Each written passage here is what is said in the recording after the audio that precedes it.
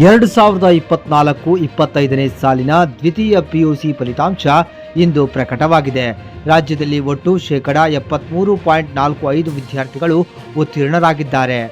6,37,805 ವಿದ್ಯಾರ್ಥಿಗಳು ಪರೀಕ್ಷೆಗೆ ಹಾಜರಾಗಿದ್ದು, ಅವರಲ್ಲಿ 4,68,439 ಮಂದಿ ತೇರ್ಗಡೆಯಾಗಿದ್ದಾರೆ. ದ್ವಿತೀಯ ಪಿಯುಸಿ ಫಲಿತಾಂಶದಲ್ಲಿ 93.90% ಸಾಧನೆ ಮಾಡುವ ಮೂಲಕ ಉಡುಪಿ ಜಿಲ್ಲೆ ರಾಜ್ಯಕ್ಕೆ ಪ್ರಥಮ ಸ್ಥಾನ ಪಡೆದಿದೆ. 2ನೇ ಸ್ಥಾನ ದಕ್ಷಿಣ ಕನ್ನಡ, 3ನೇ ಸ್ಥಾನವನ್ನು ಬೆಂಗಳೂರು ದಕ್ಷಿಣ ಪಡೆದುಕೊಂಡಿದೆ. ಕೊನೆಯ ಸ್ಥಾನ ಯಾದಗಿರಿ ಪಡೆದುಕೊಂಡಿದೆ. ದ್ವಿತೀಯ ಪಿಯುಸಿ ಪರೀಕ್ಷೆಯಲ್ಲಿ ಉತ್ತೀರ್ಣರಾದ ಎಲ್ಲ ವಿದ್ಯಾರ್ಥಿಗಳಿಗೆ ಅಭಿನಂದನೆಗಳು. ಪರಿಶ್ರಮ ಮತ್ತು ನಿರಂತರ ಅಭ್ಯಾಸ ನಿಮ್ಮನ್ನ ಯಶಸ್ಸಿನ ಇನ್ನಷ್ಟು ಎತ್ತರಕ್ಕೆ ಕೊಂಡೊಯ್ಯಲಿ ಎಂದು ಹಾರೈಸುತ್ತೇನೆ ಅಂತ ಸಿಎಂ ಸಿದ್ದರಾಮಯ್ಯ ವಿಶ್ ಮಾಡಿದ್ದಾರೆ.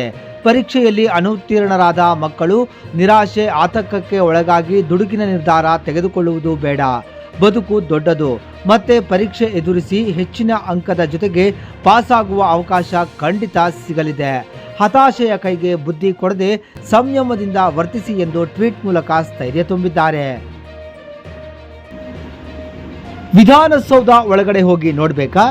ಹಣ ಕಟ್ಟಿ ನೋಡಿಕೊಂಡು ರೌಂಡ್ ಹಾಕಿ ಬನ್ನಿ.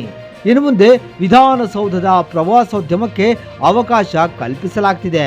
ರಾಷ್ಟ್ರಪತಿ ಭವನ ಮಾದರಿಯಲ್ಲಿ ಗೈಡೆಡ್ ಟೂರ್ ವ್ಯವಸ್ಥೆ ಕಲ್ಪಿಸಲು ರಾಜ್ಯ ಸರ್ಕಾರ ಮುಂದಾಗಿದ್ದು, ರಜಾ ದಿನಗಳಲ್ಲಿ ಬೆಳಗ್ಗೆ 8ರಿಂದ ಸಂಜೆ 6 ಗಂಟೆ ತನಕ ವಿಧಾನಸೌಧದೊಳಗೆ ಹೋಗಿ ನೋಡಬಹುದು.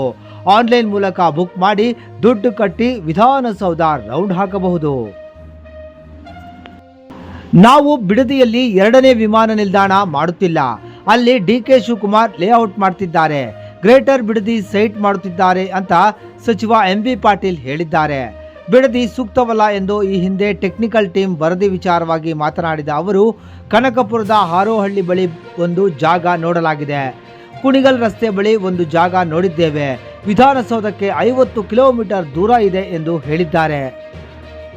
ಕರ್ನಾಟಕ ರಾಜ್ಯ ಸರ್ಕಾರ ಗೋಬಿ ಮಂಚೂರಿಗೆ, ಕಾಟನ್ ಕ್ಯಾಂಡಿಗಳಿಗೆ ಹಾಕುವ ಕೃತಕ ಬಣ್ಣಗಳು ಸೇರಿದಂತೆ ಪ್ರತಿನಿತ್ಯ ಸೇವಿಸುವ ಸಾಕಷ್ಟು ಆಹಾರಗಳಲ್ಲಿನ ಕಲಬೆರಕೆಗಳಿಗೆ ನಿಷೇಧ ಹೇರುತ್ತಲೇ ಇದೆ. ಇದೀಗ ಬಾಟಲ್ ಮೂಲಕ ಪೂರೈಕೆ ಆಗುವ ಕುಡಿಯುವ ನೀರು 50% ಕಳಪೆ ಎಂದು ಆಹಾರ ಇಲಾಖೆಯು ವರದಿ ತಿಳಿಸಿದೆ.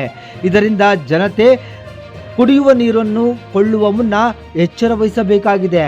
ಹೀಗಂತ ಸಚಿವ ದಿನೇಶ್ ಗುಂಡೂರಾವ್ ಅವರು ಎಚ್ಚರಿಕೆ ನೀಡಿದ್ದಾರೆ.